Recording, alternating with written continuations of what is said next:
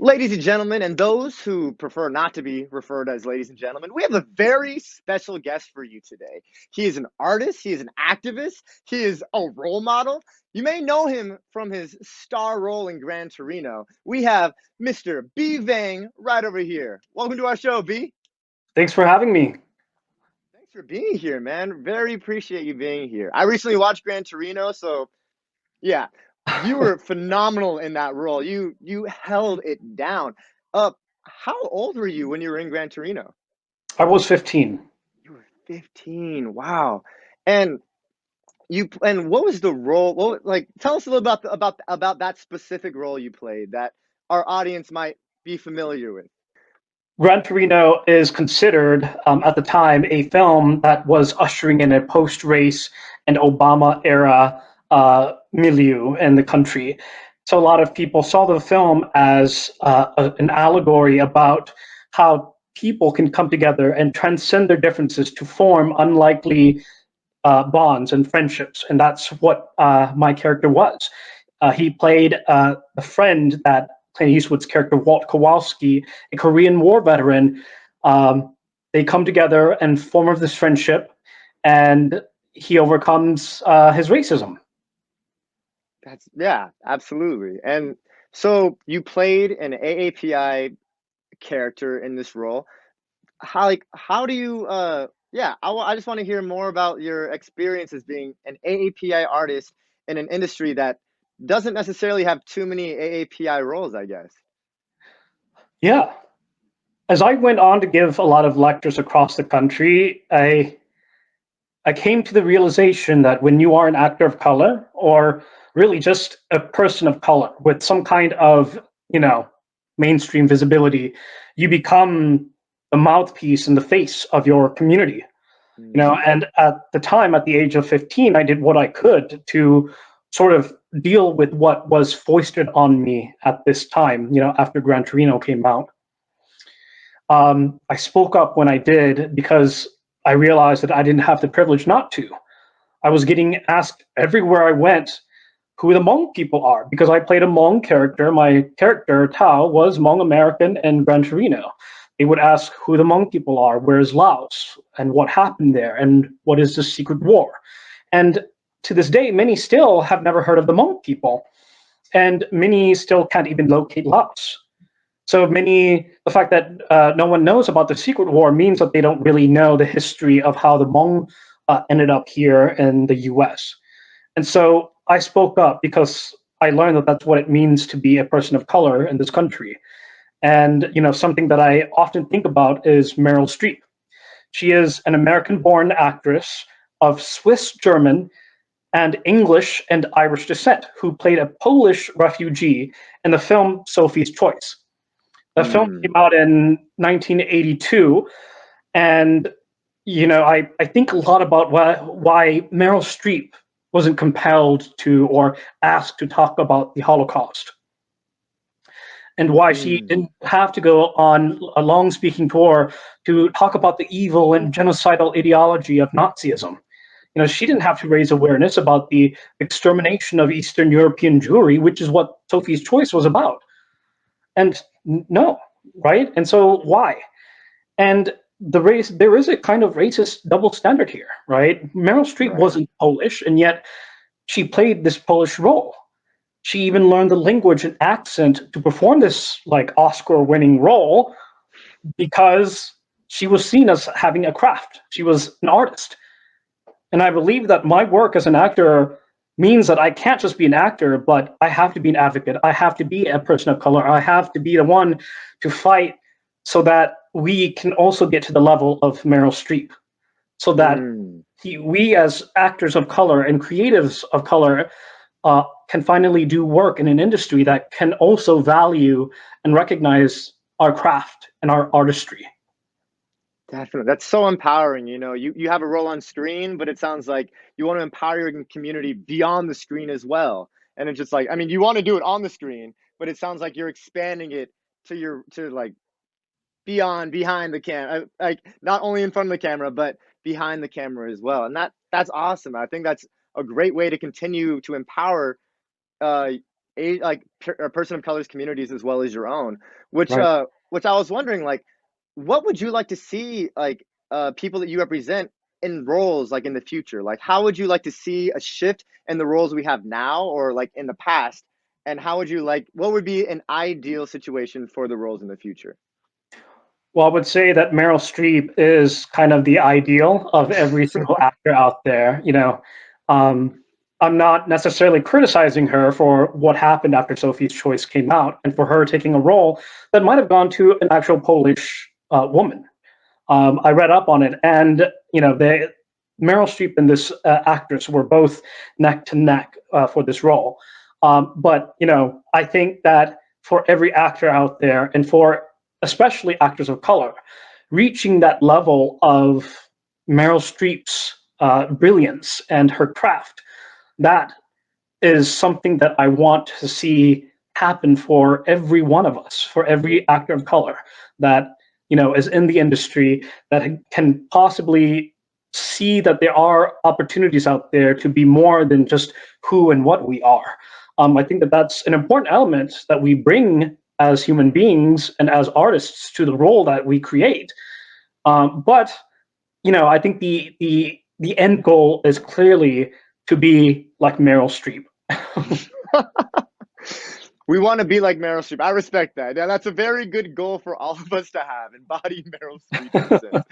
But you have also been in the news recently. Like, you wrote an op-ed piece for NBC. You were featured in an interview on CNN. You have talked at various universities, and actually, I was able to catch one of your guest lectures, I believe, at the University of Michigan, where you brought up this really cool phrase. I would love for you to just like briefly explain to us. It's linguistic cognitive lexicalization. And folks at home, don't be afraid of this term. It sounds long, it looks long to read, but this guy can explain it so well. So I mean, yeah, please tell us a little about that.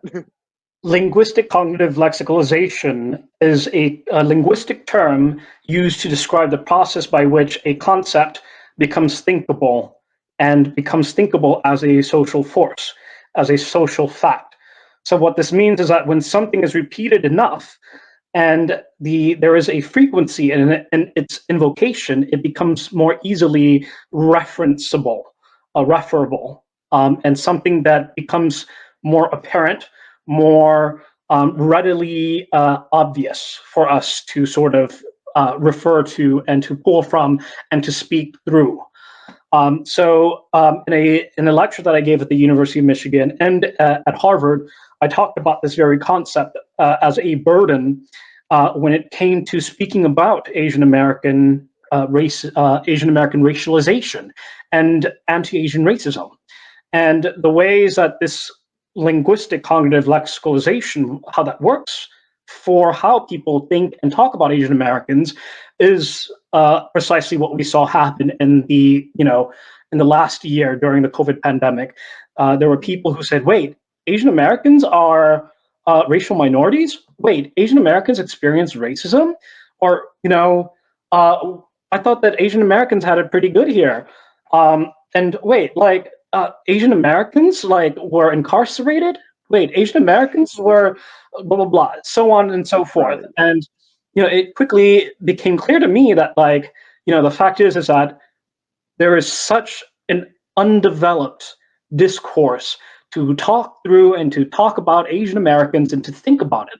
So language, when it becomes easily repeated and easily grasped, it's something that we can easily invoke, right? It's like that Mm, saying, as I also mentioned, a lie when repeated enough becomes the truth. And the point of language is that it is a fiction. It is a lie. Language is created to classify things, to name things into bits and pieces, into an so-called objective order of knowledge. And that order is clearly arbitrary because it is constructed through language and culture, and that is a phenomenon of human beings. So of course that is arbitrary. So that's what that term basically means. Hopefully it makes sense. oh yeah, yeah. I saw the lecture, so it makes a little more sense to me explaining it again. But I think we break it down again. It's like word by word, like linguistic words, cognitive brain, and then honestly don't really know the best definition for lexicalization. Like, can you break that down for us a little bit? Yeah. So lexicalization means that it gets integrated into a language's, everyday use, right? Mm, So, for example, I would say that like Black Lives Matter made it totally possible and tenable for us to grasp certain concepts like systemic racism or historical disenfranchisement. And it wasn't until like BLM catching full momentum that we all started being able to sort of incorporate these words into our daily use.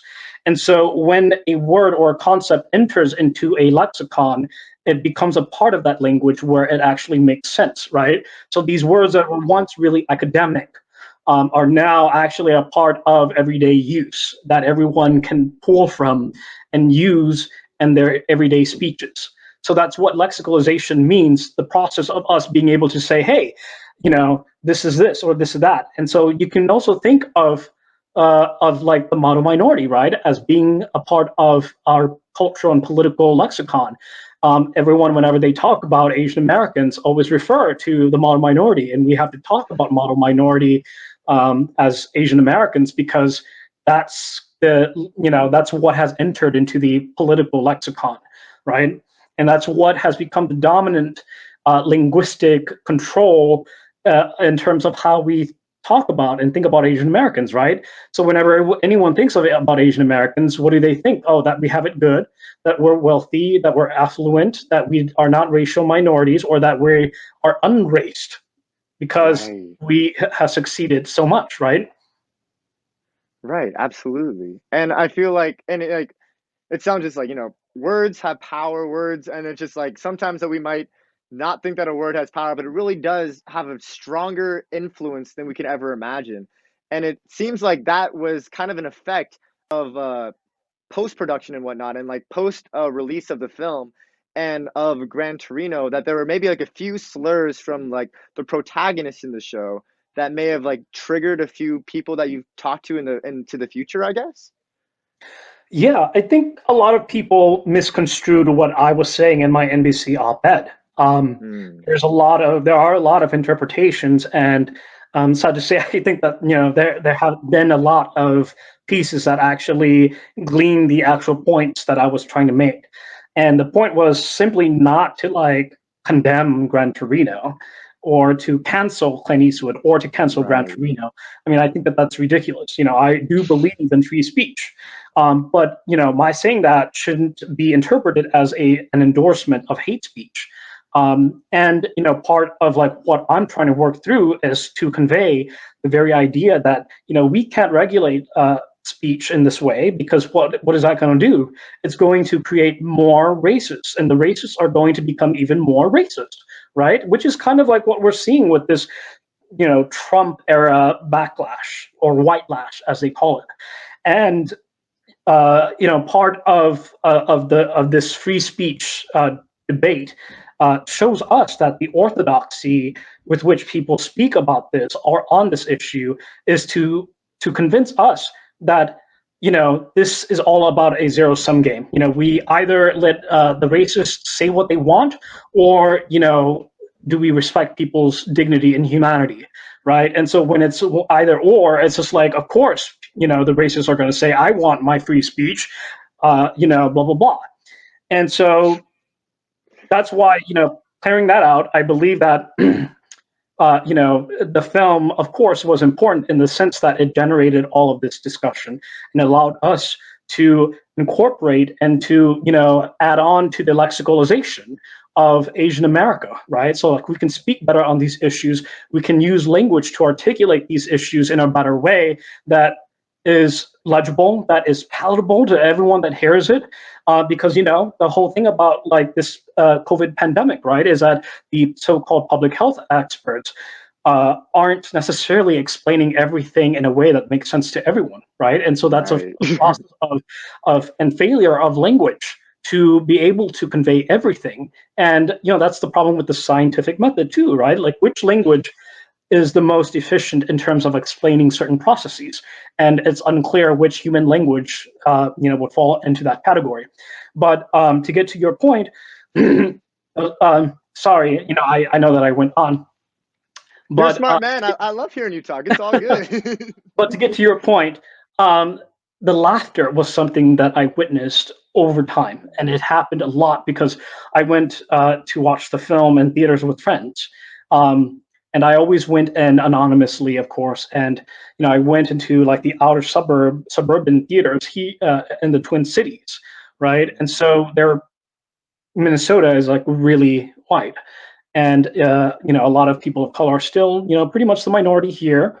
And we have a thing called Minnesota Nice, right? And that's something that's sort of been reproduced for a while because we grew up convinced that racism was something that was consigned to the South and not a part of the North, right?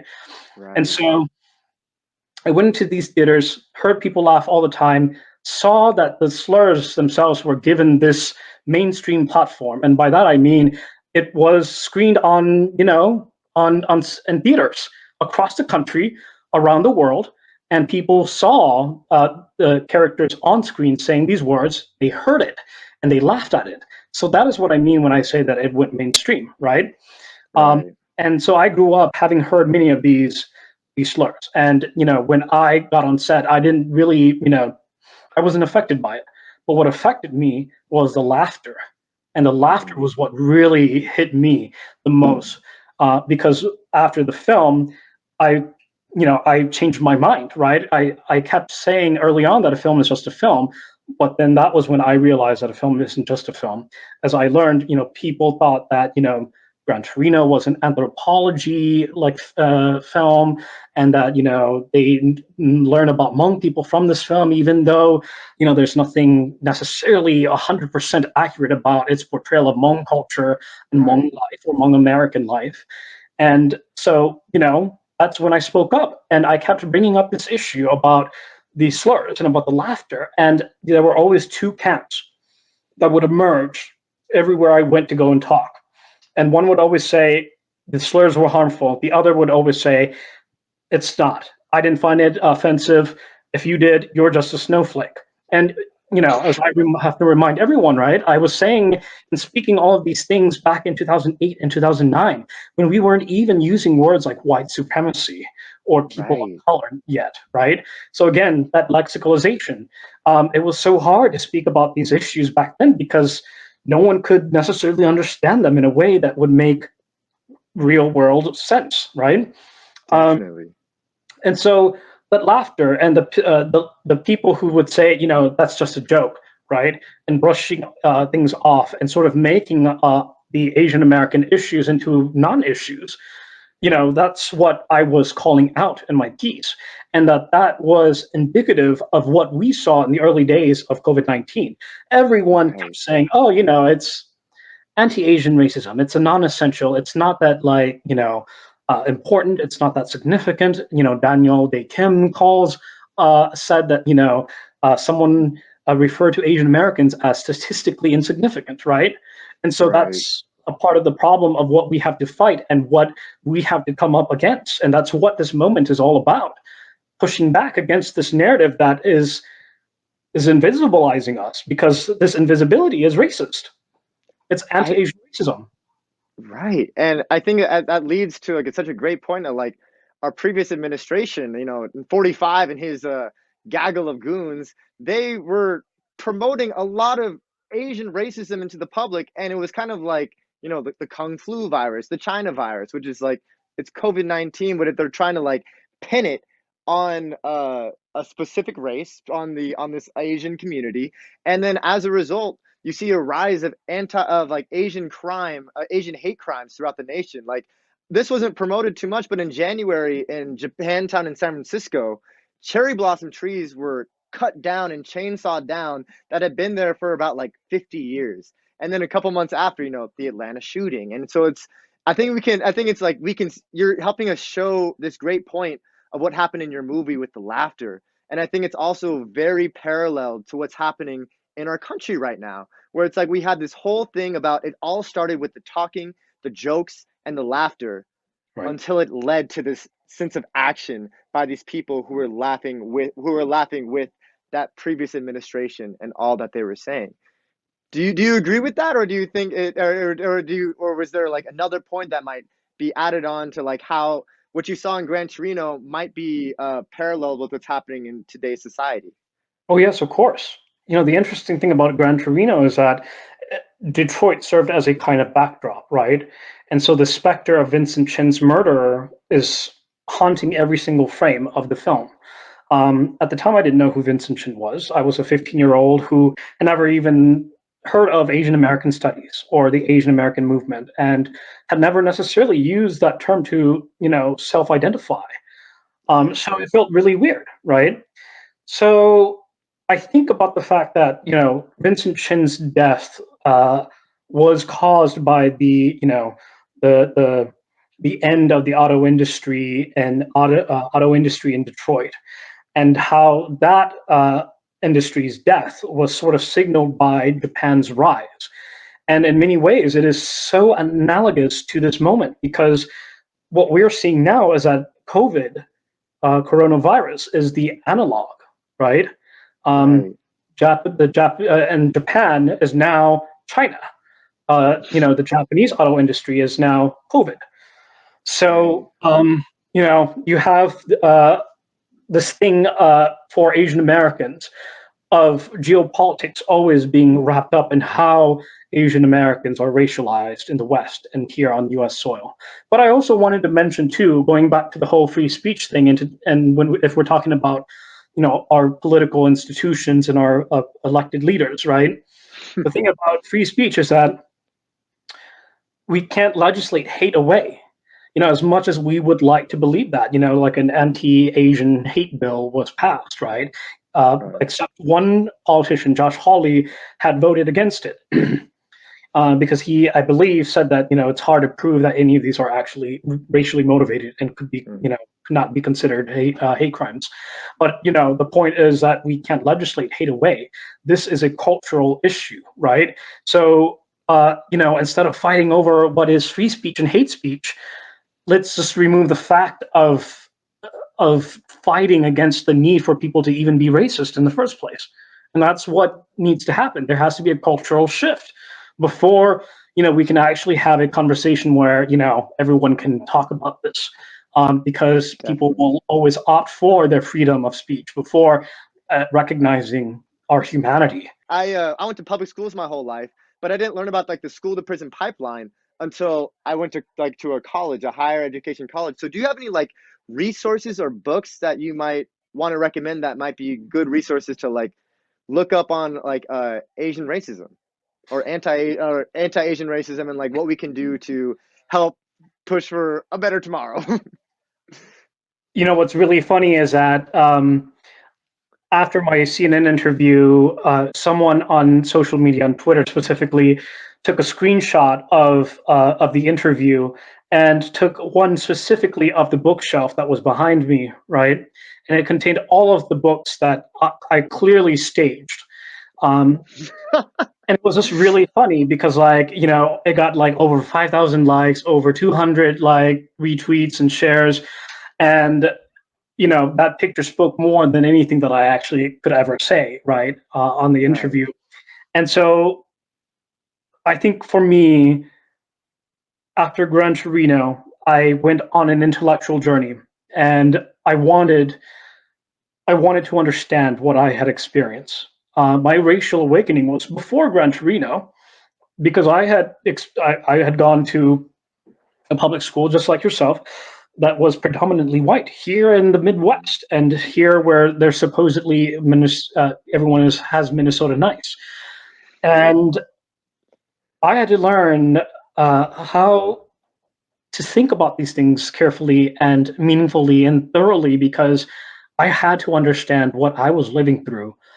And once Gran Torino happened, it just reaffirmed that, hey, you know, I was someone that was always committed to social justice.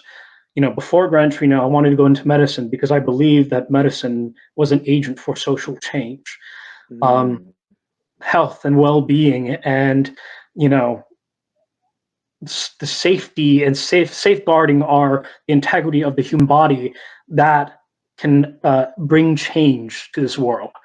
And I took that with me into the arts because I was also very artistically inclined. And what that meant was that I wanted to use art as a means for social change, as a means for self-expression, as a means of owning the fruit of one's labor. Um, and so, I went on this intellectual journey. I went to China. I went to Southeast Asia, where I really tried to get to the Hmong heartland in Asia. We are an ethnic minority and indigenous and nomadic group. So the majority of Hmong people are in China, and then less than a couple of millions are in Vietnam, Laos, Thailand, and Burma. So I went to China. I went to Thailand and Laos, and you know really dug deep into my heritage, into who my people were, into what it means to be Hmong, and that really empowered me to believe in the power of storytelling, and that's what led me Yeah. back to acting, and that's what motivates me to learn more and to continue doing the important intellectual work as an artist, as an actor, because I don't believe that the false dichotomy of, oh, you're an actor or you're an activist. I think that there's room for both. uh, You're an activist, you're yeah, combined. right, exactly. So, over the years, of course, I've read many books, and of them, if you watch my lectures, then you'll know Edward Said's Orientalism is a very good intro to understanding more of the philosophy behind the language issues around the ways that we come to think about and develop stereotypes, and then how those stereotypes continue to live on and reduplicate across time. Edward Said's book is a canon, it's canonical, and it's important for everyone to read. And let's see. Uh, I also want to just throw out there that if any one of you listening to this have not seen any of Wong Kar-wai's films, go and watch it, because that is the apotheosis of Asian art, and it belongs to the diaspora too. So of course it's also Asian American art, because that is what true artistry is. Never let anyone tell us that we aren't artists. Look at Akira Kurosawa, Park Chan-wook, all of these filmmakers too, right? We have a Right. long heritage of people being masters at their craft. So other books, The Intimacies of Four Continents by Lisa Lowe, The Wretched of the Earth by Frantz Fanon, The Red Pamphlet by Chairman Mao Zedong. No, yeah. I mean, you don't have the bookcase behind you, so we can't, pull off a book off the chest and read it. But yeah, no, that was a fantastic list. When I was in college, I was lucky enough to actually, my professors were smart enough to give us sections of Orientalism, where it's like it shows like, hey, Asian women are. It's like it shows the basis of yellow fever.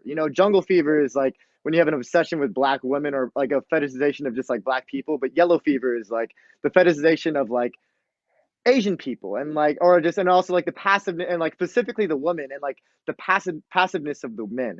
And then I feel like you compare it with different literature post that, like for example, different musicals like The King and I, or like Flower Drum Song. And I remember like thinking of what you said of like the laughter in the crowd was what made me cringe so much, because like for one thing, we're being represented on a stage, and it's nice to have Asian actors finally be on a stage, but to almost be on stage is like a mockery of our culture.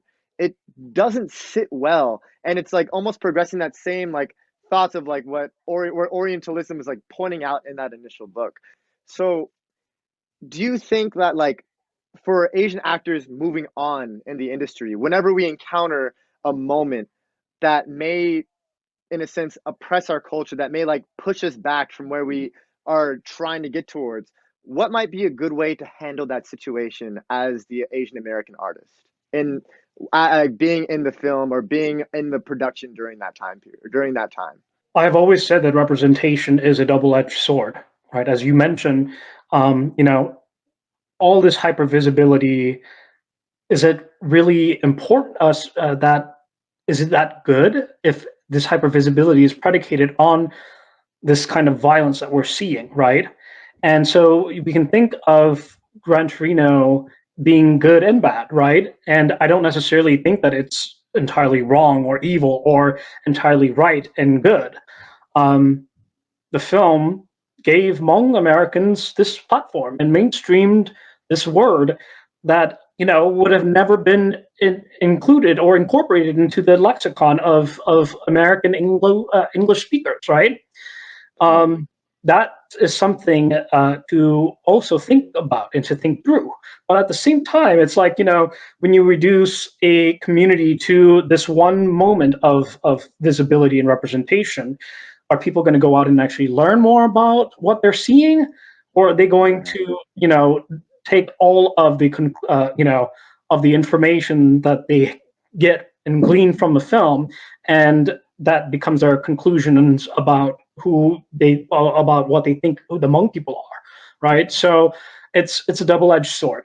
I think that in the future, moving forward, it will be very important for us to tell our stories on our own terms, because clearly, there is power and it matters when we are the ones writing our own stories.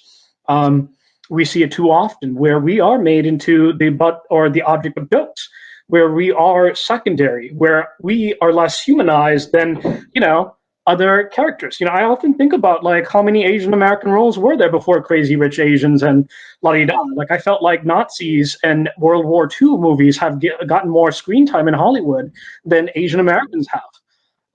And that there's something to be said about that, right?